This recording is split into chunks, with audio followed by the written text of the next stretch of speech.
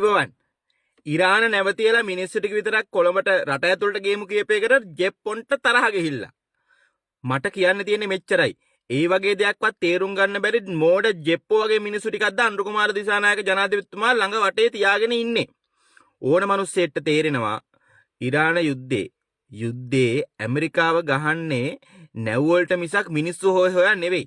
මිනිස්සු ටික රට ඇතුළට ගෙනාවා කියලා ඒගොල්ලන්ව කලවම් කරන්න නැතුව එක තැනකින් යුද්ධ ඉවරණකන් තිබ්බා කියලා ඒ මිනිස්සු ටික හොයා ඇමරිකාවෙන් රට ඇතුළට ගහන්නේ නැහැ. හැබැයි මතක තියාගන්න අනුර කුමාර ජනාධිපතිතුමා ඔයා මැද්දට හිර වෙනවා මෙන්න මේ වගේ දෙයක් වුණොත්. ට්‍රම්ප් බැරි වෙලාවත් ප්‍රකාශයක් දුන්නොත් එහෙම ලංකාව ආරක්ෂාව ලබා දුන්න නැවකට ඒගොල්ලෝ ප්‍රහාර එල්ල කරද්දි අපි තීරුබදු වැඩි කරනවා. ඔබතුමාට මොකද්ද වෙන්නේ? ඔබතුමා ගන්න පැත්ත මොකද්ද? නැව නිදහස් කරනවද ආපහු නැවට යන්න කියනවද නැත්නම් තීරුබදු ගහගෙන පාඩුවේ ඉන්නවද? දෙකෙන් කෝක කරත් මේ රට වැටෙනවා. තීරුබදු ගැහුවොත් ඒත් වැටෙනවා. නැවට යන්න කිව්වොත් එහෙම ඒත් අපේ ප්‍රතිපත්ති නැති වෙනවා. ඒක නිසා හොඳම තීරණය තමයි අපිට නැව් අදාළ නැහැ.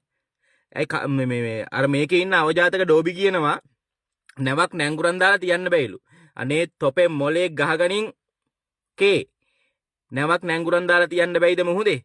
නාවික සතුන්ම 40ක් 50ක් ඈතින් තියන්න බැයිද නැංගුරන් දාලා? නැංගුරන් දාලා තියන්න පුළුවන්. නැංගුරන් දාලා තියනවා මොකද්ද ප්‍රශ්නේ? නැවට ඇවිල්ලා ගැහුවා කියලා අපිට වැඩක් නැහැ. නැව ඉරාන නැව. නැවට අපිට ඉරාන නැව් ආරක්ෂා කරන්න අපි බැඳිලා නැහැ. ඉරාන නැව් ආරක්ෂා කරන්න අපි බැඳලා නැහැ. හැබැයි මනුෂ්‍ය වර්ගයා වෙනුවෙන් මිනිස්සු ටිකගේ ජීවිත ආරක්ෂා කරන්න අපිට ලංකාවේ මේ සිංහල මිනිස්සු වශයෙන් යුතුයකමක් තියෙනවා. අන්නේ යුතුයකම ඉෂ්ට කරලා මිනිස්සු ටික ගෙන්නගෙන කන්න බොන්න දීලා යුද්ධය ඉවරනකන් තියාගත්ත කියන එකෙන් ඇඟෙන් කෑල්ලක් යන්නේ නැහැ අනුර කුමාර ජනාධිපතිතුමා. හැබැයි නැව රට ඇතුළට අරන් ඇවිල්ලා නැවට ආකට් කරලා කොහෙන් හරි කෙලපු වෙලාවට අන්න තේරෙනවා මොකද්ද වෙන දේ කියලා. එතකොට ඉබේම ලංකාව කියන පුංචි රටත් මේ යුද්ධයට අතරමැදිකාරයෙක් වෙනවා. ඊට පස්සේ මොකද වෙන්නේ? ඔයාට ඉන්දියාවෙන් ඔයා වේරයිද? ඉන්දියාවෙන් ඇයි එහෙනම් ඔය නැව් ටික යවන්නේ? ඉන්දියාවට ඕන වෙලා ඕන විදිහකට පුළුවන් ආරක්ෂාව දීලා නැව් ටික තියාගන්න. හැබැයි ඉන්දියාව කැමති නැහැ කොට හවුල් වෙන්න.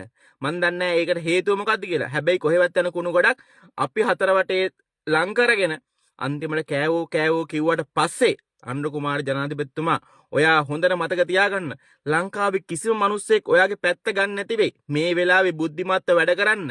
නැත්තම් අන්තිමට ඔයාට ඉතුරු වෙන්නේ මේ Facebook එකේ ඉන්න මූණ වහගෙන ෆේක් account තියෙන අවජාතක ඩෝබි 70ක් විතරයි කියලා මතක තියාගන්න.